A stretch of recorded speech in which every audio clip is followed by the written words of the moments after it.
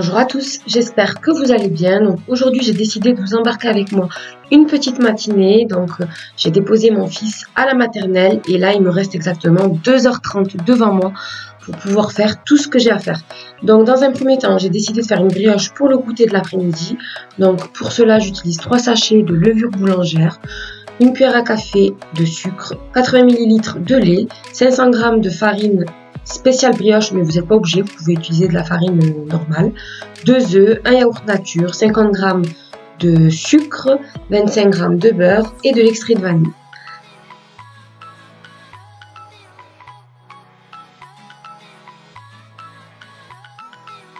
Là, on va mélanger le tout une bonne minute, histoire que les premiers ingrédients s'incorporent entre eux. Et puis ensuite, on va ajouter tout simplement notre mélange de lait et de levure qui a eu bien le temps de gonfler. Voici la pâte que l'on obtient, on va la laisser gonfler à côté du radiateur. Ensuite, je vais passer à la préparation du repas de midi. Donc j'ai décidé de faire des lasagnes au saumon fumé et aux épinards. Donc pour cela, je vais faire une béchamel, je vais la faire assez liquide.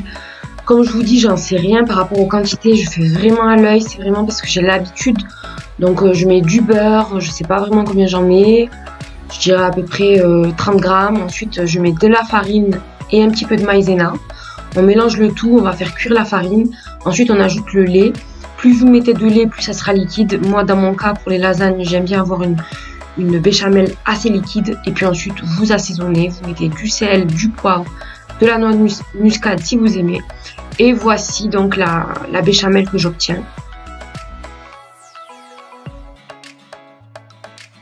Donc là, on va passer à l'assemblage de nos lasagnes. Ce qui est pratique vraiment, c'est de ne pas avoir de préparation au préalable avec le saumon fumé et les épinards. C'est pour ça que je choisis ça parce que ça va très très vite. J'ai seulement les épinards à faire cuire au préalable au micro-ondes parce que j'ai une fonction cuisson à la vapeur. Donc je fais cuire mes épinards au micro-ondes 5 minutes et puis on assemble. Donc je mets de la béchamel, je mets les tranches de lasagne qui n'ont pas besoin d'être pré-cuites. Donc je vous avais déjà dit, je les prends au rayon frais. Je les coupe, je les mets donc au format que je désire. Ensuite j'alterne les couches de saumon fumé, d'épinards et de fromage râpé. Ensuite on alterne jusqu'à la fin tout simplement. Je finis par une bonne couche de béchamel, de fromage et puis on va enfourner tout ça. À peu près, je dirais, 25 minutes à 180 degrés. Pendant tout ce temps, donc notre pâte, elle a eu le temps de doubler de volume. Donc là, on va la dégazer, on va un petit peu la travailler de façon à former une grosse boule. Ensuite, moi je suis une grosse feignante, il est hors de question que je perde du temps à peser, même si c'est mieux, je le sais. Moi, ce que je fais, c'est que je coupe, je forme une grosse boule. Et je vais couper en 4. Ensuite, je vais reformer des boules et je vais couper en 8. Et ensuite, je vais reformer des boules et je vais couper en 16. Donc voilà, l'objectif, c'est d'avoir 16 boules. Je ne me prends pas la tête, je les forme de cette façon. Une fois que toutes mes boules sont formées, donc je précise que je les forme bien. Je fais en sorte que ce soit des belles boules bien lisses sur le dessus, de façon à avoir une jolie brioche.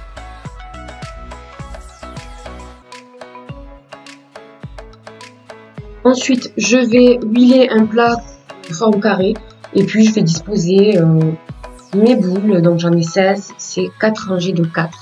On va mettre du papier alu et on va laisser gonfler au-dessus du radiateur pendant à peu près 10 minutes. Pendant qu'on a façonné notre brioche, nos lasagnes ont eu le temps de cuire, donc voici ce que l'on obtient.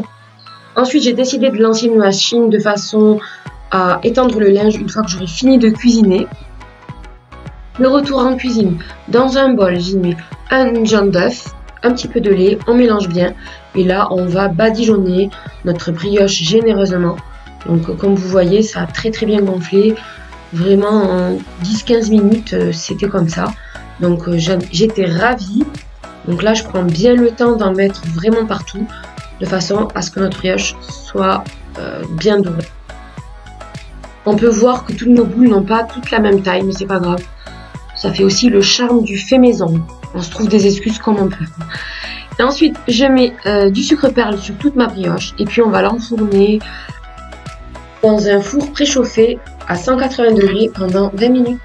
Ensuite, pour le dessert, j'avais décidé de faire des crèmes brûlées pour le soir, parce que mon mari adore ça. C'est du grand n'importe quoi, donc au lieu de mettre de la crème entière, j'ai mis de la crème légère. J'ai fait vraiment avec ce que j'avais.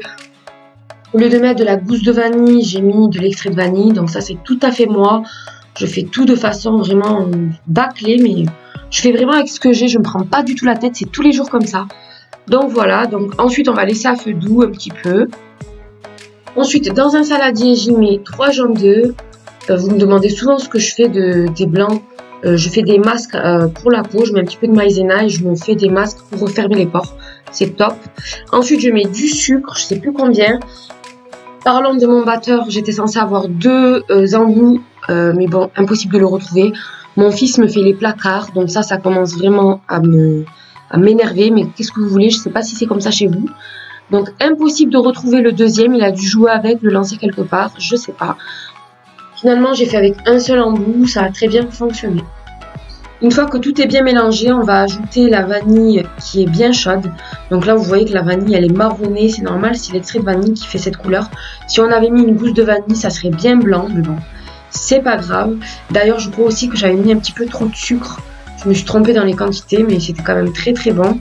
Ensuite, dans des ramequins, j'ai décidé de mettre 2 ramequins avec un fond de Nutella et 2 nature, parce que mon mari adore quand c'est bien gourmand. Donc le fait d'avoir du Nutella, il était super content. Donc j'en mets bien partout. En plus, une idée de ma belle-sœur qui en avait fait comme ça, il avait adoré. Du coup, depuis, on fait comme ça. Ensuite, j'ajoute la crème sur mes 4 ramequins et puis on va faire cuire 35 minutes à 180. Et voici notre magnifique brioche, donc je n'ai rien à dire, je vous laisse admirer cette beauté.